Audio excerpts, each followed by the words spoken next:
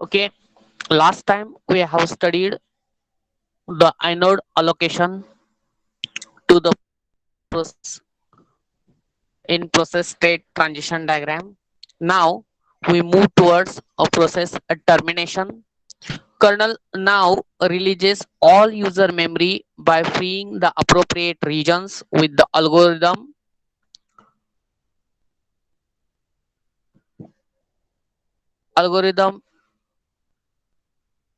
delete a change register and changes the process state to Zombai.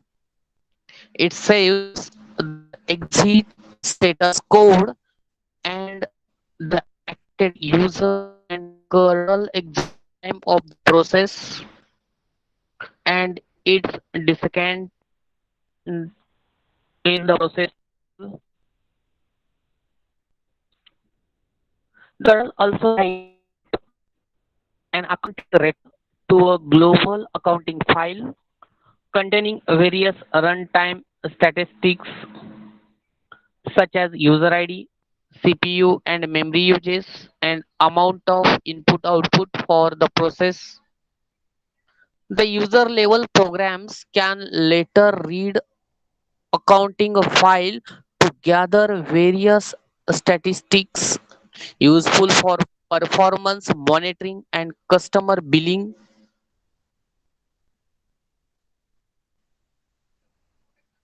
So finally, kernel disconnects the process from the process tree by making process one unit, adopt all its child processes. That is, process one becomes a legal parent of all live children that the existing process had created. If any of the children are zombie, the exiting process sends in it a death of child signal. That is, exiting process sends in it a death of a child signal so that init can remove them from the process table, and the existing process send its parent a death of child signal too. In typical scenario, the parent process executes a wait system call to synchronize with the exit child.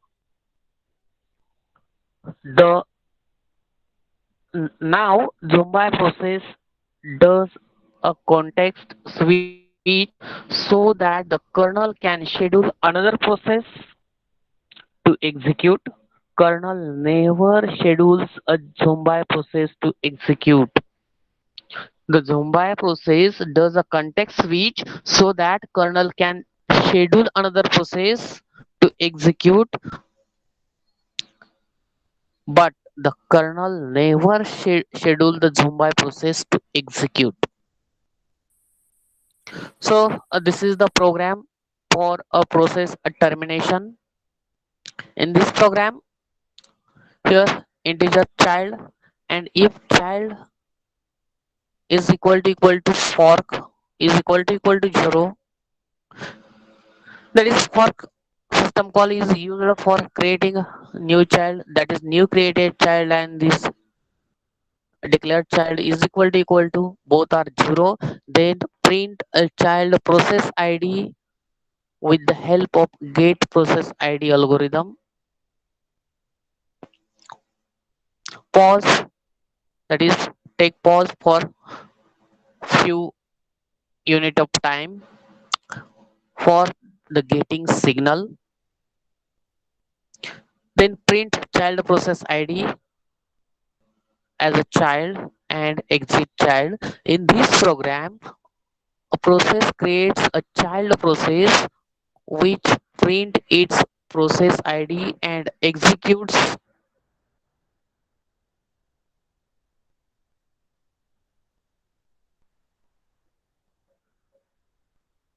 the pause system call, suspending itself until it receives a signal.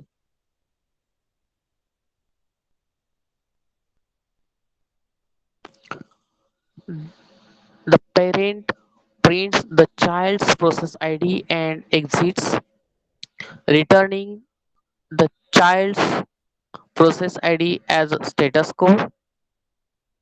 If the exit call were not present, the startup routine calls exit when process returns from the main. The child process by the parent live until it receives the signal, even though the parent process is gone. Next is awaiting process a termination.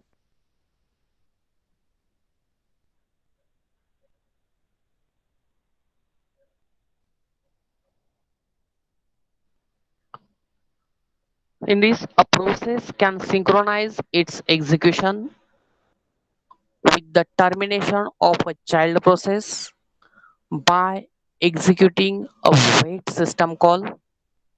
So syntax for this system call is a PID is equal to wait with the parameter stat address. So where PID is the process ID of the Zumba child and stat address is the address of the user space of an integer that will contain the exit status code for the child.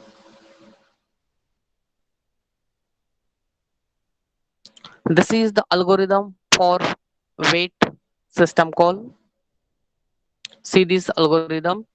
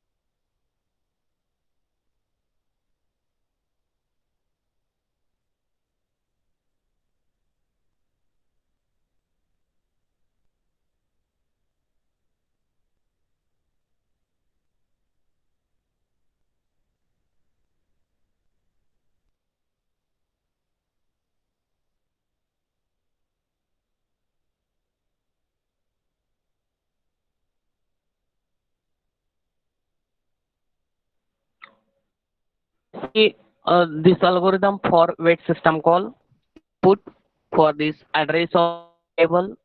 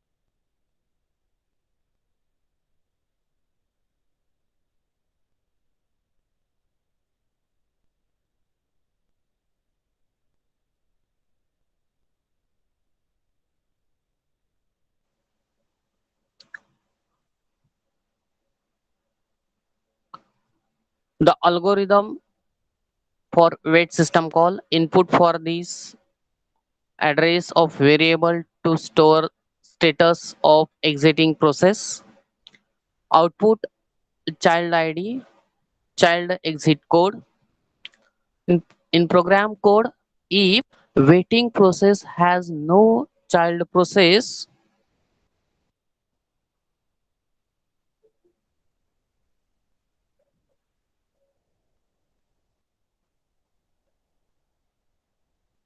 if waiting process has no child process, if it is true then return error, otherwise execute loop for loop to infinite time. In that loop again we should have to check waiting process has zombie child or not. If it is true, then pick an arbitrary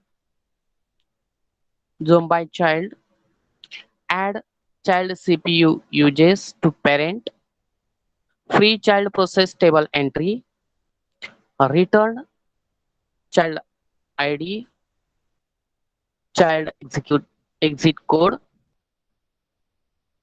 If process has no children, then return error and go to the sleep mode for uninterruptible, that is interruptible priority. This is the algorithm for wait system call.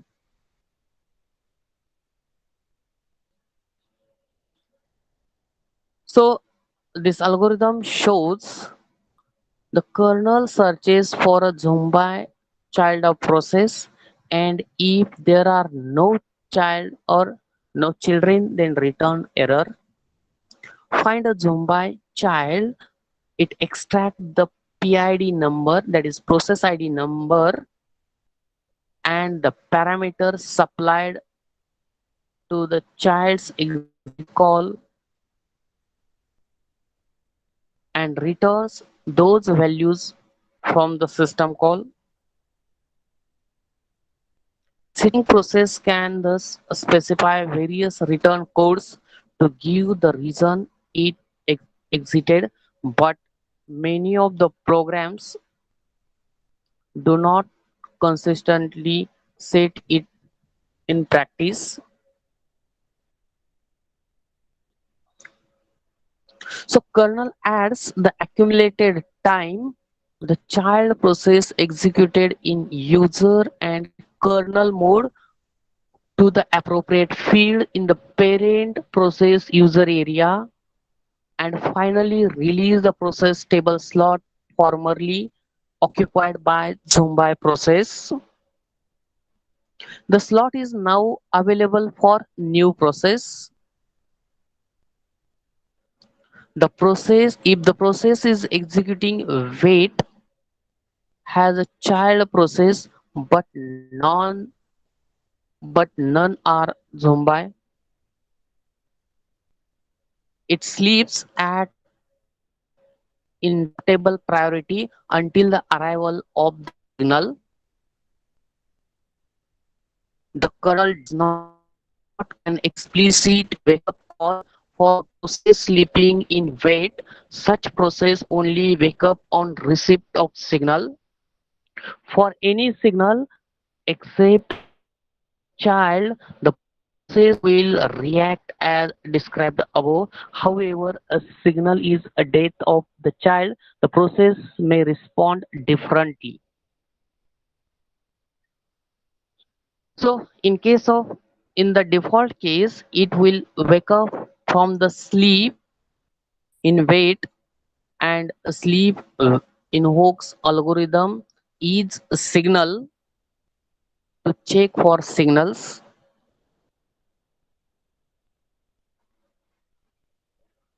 and returns. Each signal recognizes the special case of death of child signals and returns false. Consequently, the kernel does not long jump from the sleep but returns to wait.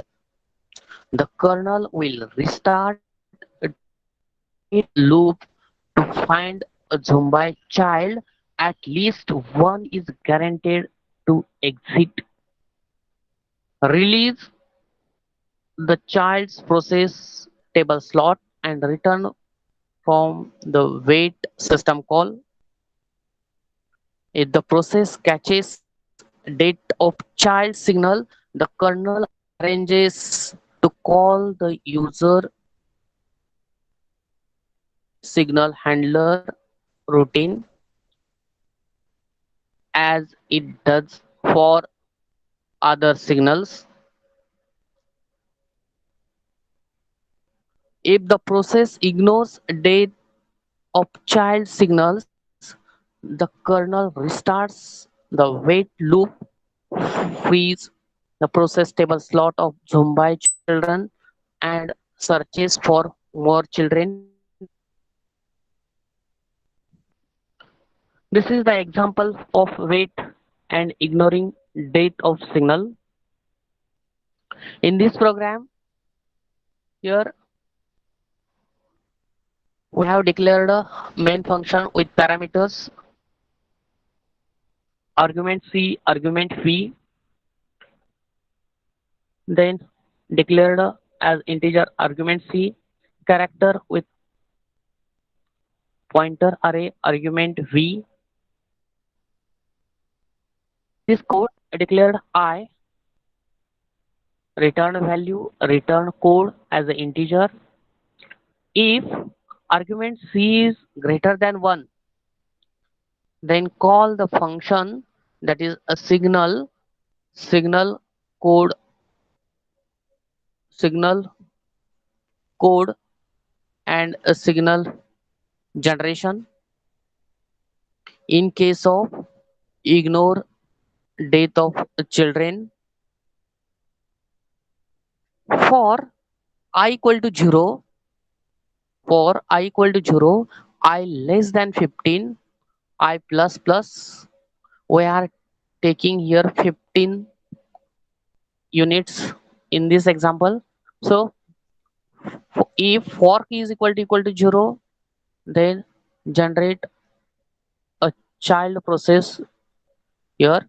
So child process gets the process ID with the help of get PID. Then return value is equal to wait with parameter that is calling a pointer rate code and print the return value rate wait return value and return code with return value and return code. This is the example of wait and ignoring a date of child signal.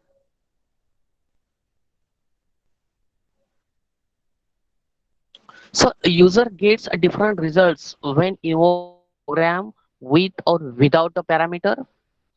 Consider first the case where user invokes a program without a parameter, that is argument C is equal to 1 and the program 1 and the program name, that is the parent process creates 15 child process that eventually exit with a return code I, the value of the new variable when the child was created. The kernel executing wait for parent find the Zumbai child process and returns its process ID and exit code. It is intermediate which child process it finds. Then next part is awaiting process termination. So if the user invokes this process in this program with parameter argument C is greater than 1, that is parent process calls the signal to ignore the date of child signal. Assume the parent process sleeps in wait before any child process exit. When a child process exits, it sends a date of child signal to the parent process. The parent process wakes up because its sleep in wait is at an interruptible priority. When the parent process eventually runs, it finds that the outstanding signal was the date was for death of child, but because it ignores death of child signal, the kernel removes the entry of the zombie child from the process table and continues executing wait as if no signal had happened.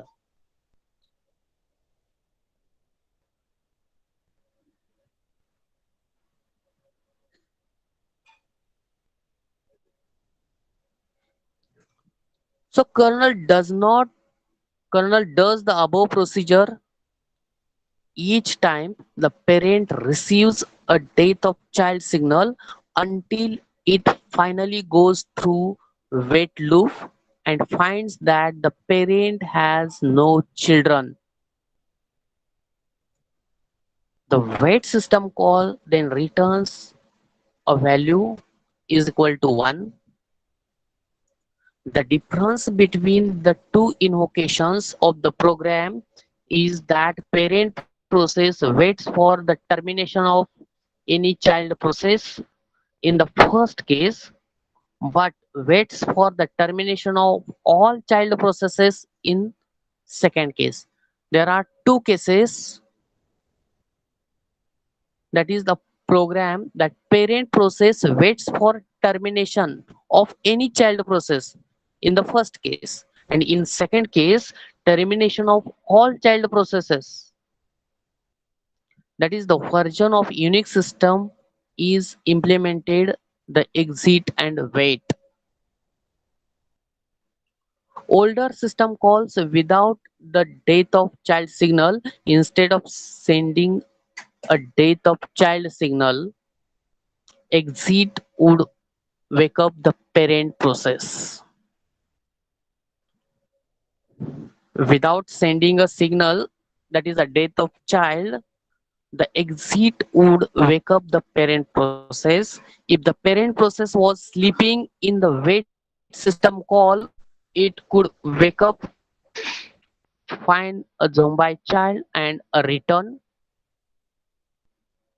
If it was not sleeping in wait system call, the wake up would have no effect. It would find a zombie child on its next wait call.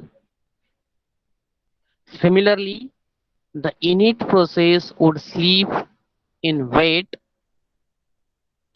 and executing process would wake up it if it were to adopt a new zombie process. So in this program there is a signal. In this program there is a character buffer with a 256 size array. If argument c is not equal to 1, then that is ignore the death of children signal. That is a signal code with parameter signal code and signal IGN that is generated. While the read system call here call the read system call with 0 indicates the user, then buffer is the file name and a reference number is a 256. Then if fork is equal to 0, then children proce- process here typically does something with buffer then exit 0. The problem with the implementation is that it is impossible to clean up zombie process unless the parent process executes wait. If a process creates many children but never executes wait, the process table will become cluttered with the zombie children when children exit.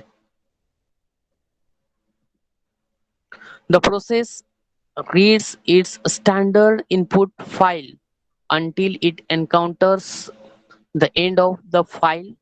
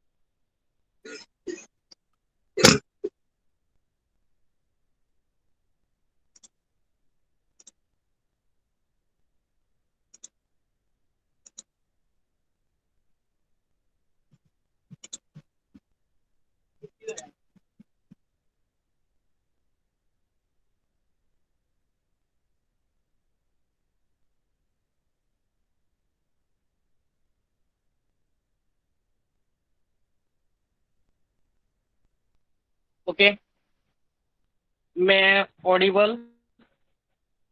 Is a screen visible to all? Due to some network issue, I left the meeting.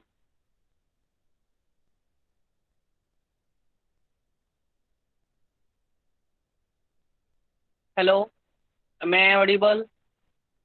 Is a screen visible to all?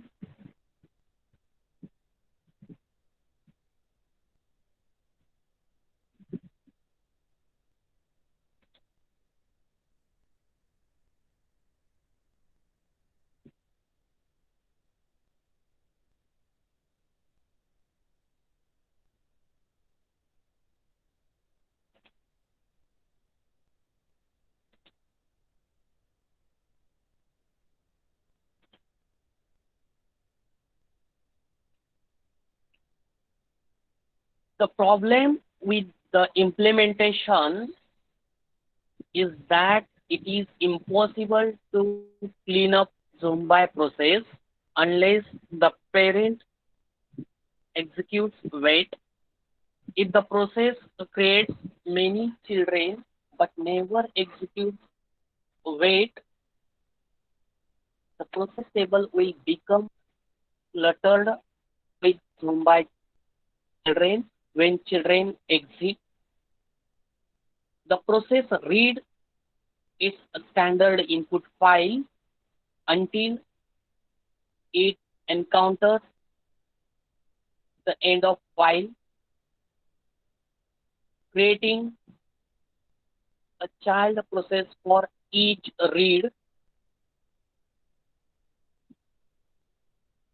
So, however, parent process does not wait for a termination of child process because it wants to dispatch processes as fast as possible, and the child process may make too long until it exits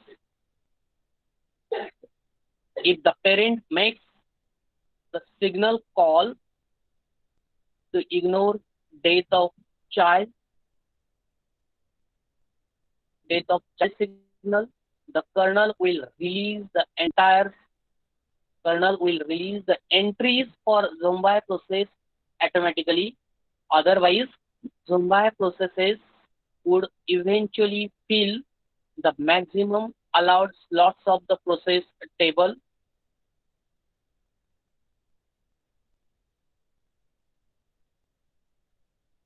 The next part is the user ID of a process. The kernel associates two user IDs with the process that is independent of process ID.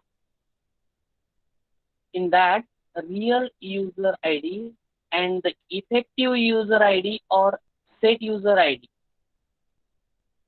The real user ID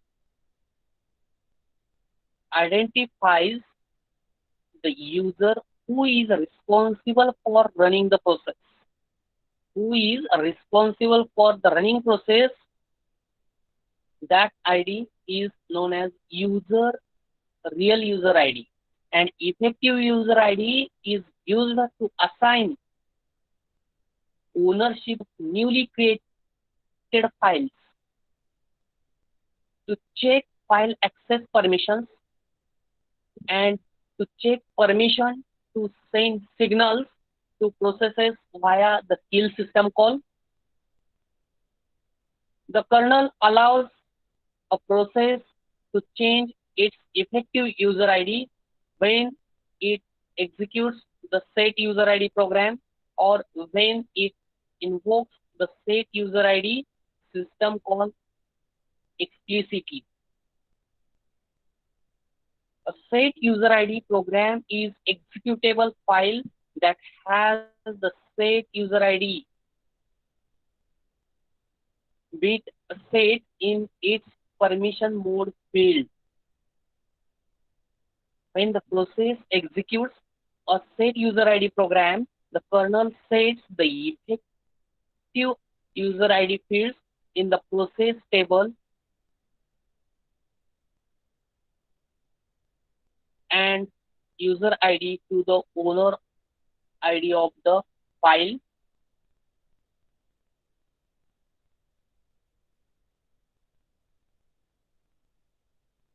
To distinguish the two fields, let us call the field in the process table that saved user ID.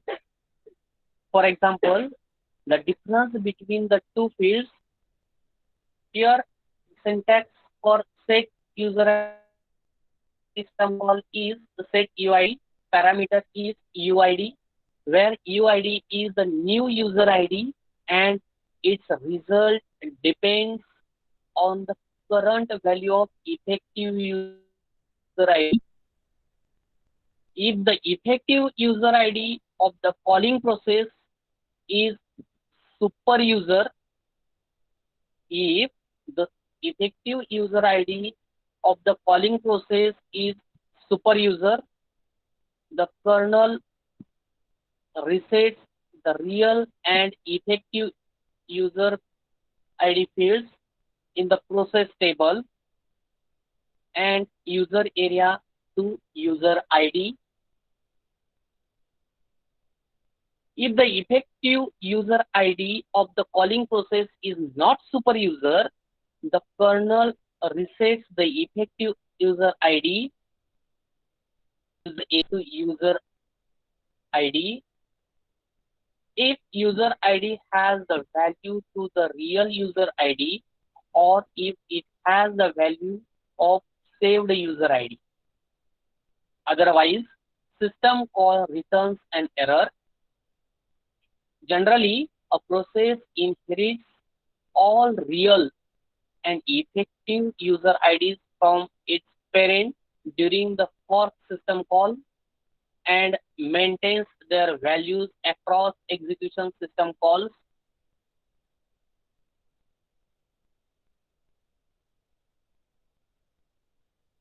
This is the example of execution of set user ID program.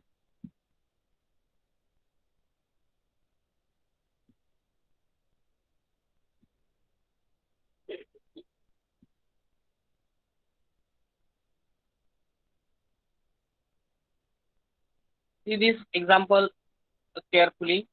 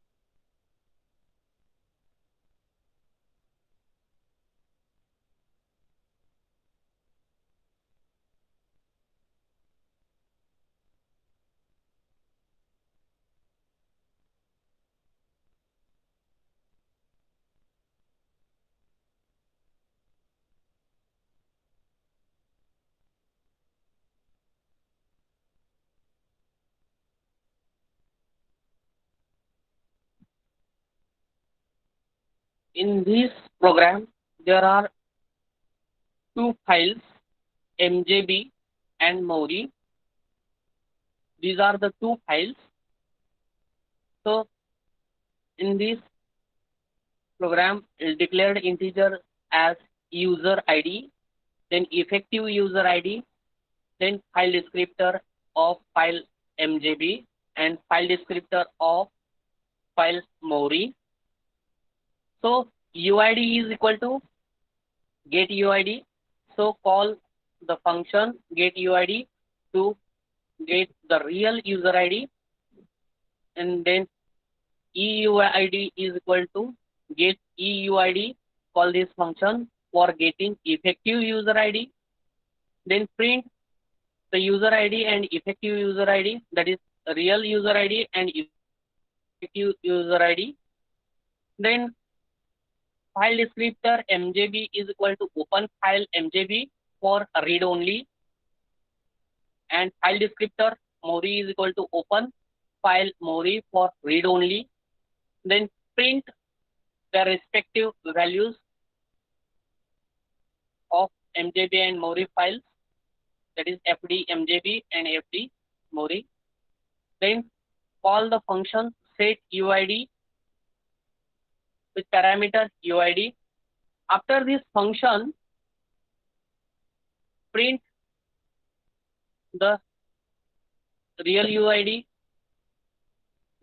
then that is new real UID and new get user ID. So again check file descriptor of files MJB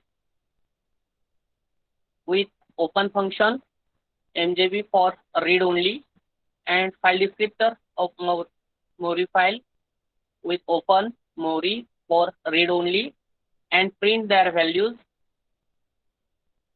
Again, set user ID with effective user ID, then print the values of effective user ID with get user ID and get effective user ID.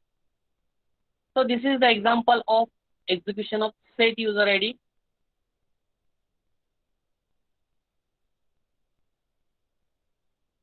Login program executed by users while logging into the system is a typical program that calls a set user ID system call.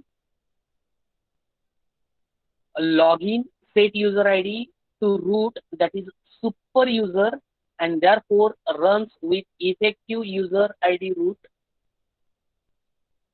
It queries the user for various information such as name and password. When satisfied, invokes the set user ID system call to set its real and effective user ID to that of the user trying to log in. Login finally executes the shell which runs with its real and effective user IDs set for appropriate user. The make directory command, that is mkdir, is typically a set user ID program to allow ordinary users the capability to directories. The make directory command is a set user ID program owned by a root. When executing make directory, the process runs with the super user access rights, creates a directory for user via make node, and then changes the owner access the permissions of the directory to that of the real user. The next, system boot and the init process. To initialize the system from an appropriate state, to initialize a system from an appropriate from an active state, inactive state, from an inactive state, an administrator goes to bootstrap sequence. The administrator boots the system. Whenever the system is in an inactive state, then administrator boots the system. Boot procedures vary according to machine type, but the goal is common to all machines to get a copy of operating system into machine memory and to start executing it. This is usually done in a series of stages, hence the name. The administrator may set switches on the computer. Administrator may set a switches on the computer. Console to specify the address of special hard-coded bootstrap program, or just push a single button that instructs the machine to load a bootstrap program from its microcode.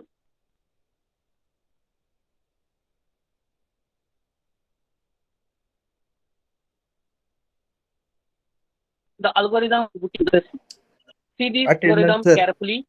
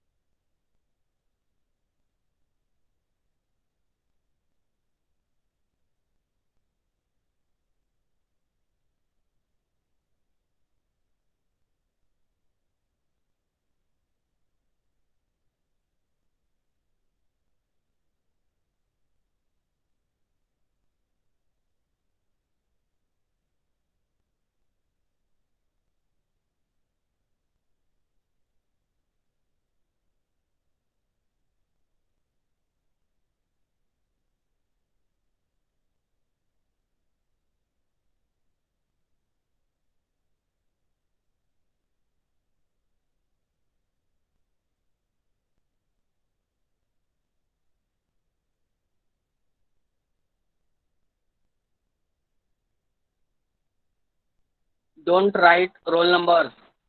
There are 15 minutes.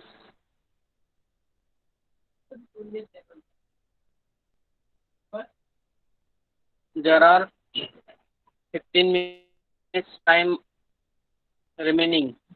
So don't write roll numbers. So this is algorithm for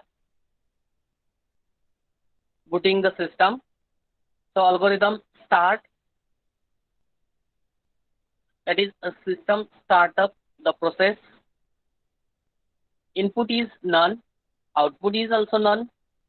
So initialize all kernel data structures, pseudo amount of root, handcraft environment of process 0.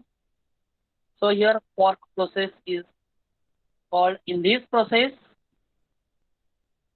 1 is here. So allocate region, attach region to init address space, grow region to accommodate code about to copy in. So copy code from kernel space to init user space to exit init. Then change mode, return from kernel mode to user mode. Then for kernel processes, that is this process 0 invokes the swapper to manage the allocation of process address space to main memory and the swap devices. This is an infinite loop. Process 0 usually sleeps in the loop unless there is a work for it to do. Execute code for swapper algorithm. This is the algorithm for booting the system. So this program may consist of only few instructions that instruct the machine to execute another program. On Unix system call, on Unix system, the bootstrap procedure eventually reads the boot block, that is block number 0 of the disk, and loads it into memory. The program contained in the boot block loads the kernel from the file system.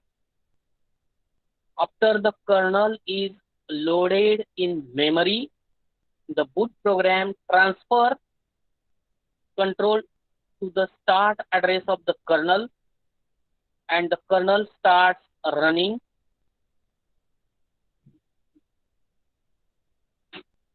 So kernel initializes its internal data structure. For example, it constructs the linked list of pre-buffers and inodes, constructs hash queue for buffers and inodes, initializes region structures, page table entries, and so on. After completing the initialization phase, it mounts the root file system onto root and fashions the environment for a process 0, creating a user area, initializing slot 0 in the process table, and making root the current directory of process 0, among other things.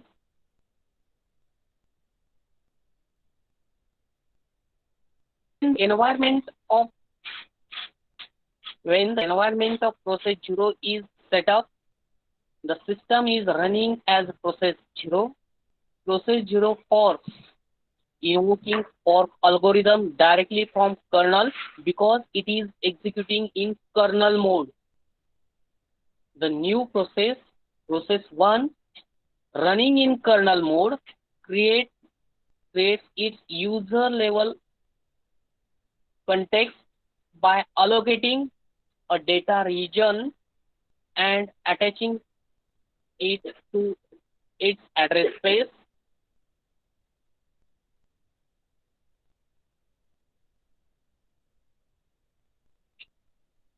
It grows the region to its proper size and copies code from kernel address space to the new region.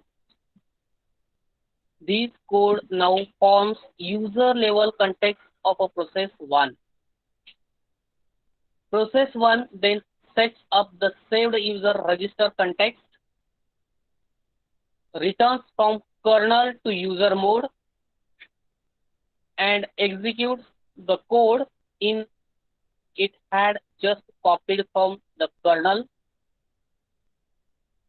The process 1 is a user level process as opposed to process 0, which is a kernel level process that executes in kernel mode.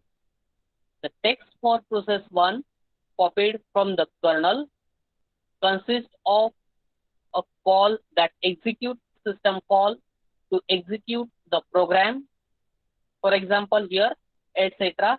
init. The process 1 calls the execute and executes the program in the normal fashion.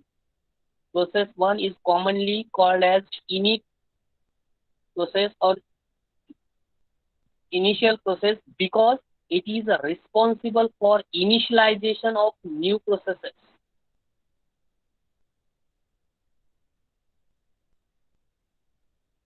This is the algorithm for initialization or init process. Process 1. In this algorithm, input none, output none, then file descriptor is equal to open the file. Here example is taken as etc. init tab for a read only, while the line read, that is file descriptor, the buffer, that is read every line of that file. If invoked state is not equal to buffer state, then continue. If fork is equal to 0, then execute, that is process specified in buffer, and exit. While id is equal to wait integer of other, which is not equal to 1, then check here if a spawned child died, consider respawning it, otherwise just continue. This is the algorithm for init process. So the init process is the process dispatcher spawning process that allow user to log in to system among others. Init reads the file. Here in this example, etc. init tab for the instruction about which process to spawn. The file etc. init tab contains the lines that contain an ID, a state identifier, an action, and a program specification.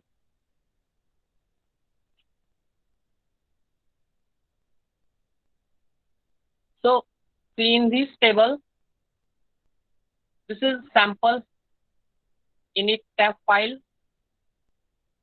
In this table, format, that is identifier, state, action, process specification. The fields are separated by colon. Then comments at the end of the line proceed by hash. These are the comments, console, machine room, comments. These are the comments. And the colon, that is, these are separated fields, different fields separated by the colon. Here, respawn, then colon here. This is the simple format for init tab. So init reads the file, and if the state in which it was invoked matches the state identifier of line, creates a process that executes given program specification. For example, when invoking init for a multi-user state, it init typically spawns get ty processes to monitor the terminal lines configured on the system. When a user successfully logs in, getty goes through a login procedure and access a login shell. Meanwhile, init executes the wait system call, monitoring the data of its child process and date of processes orphaned by exiting parents.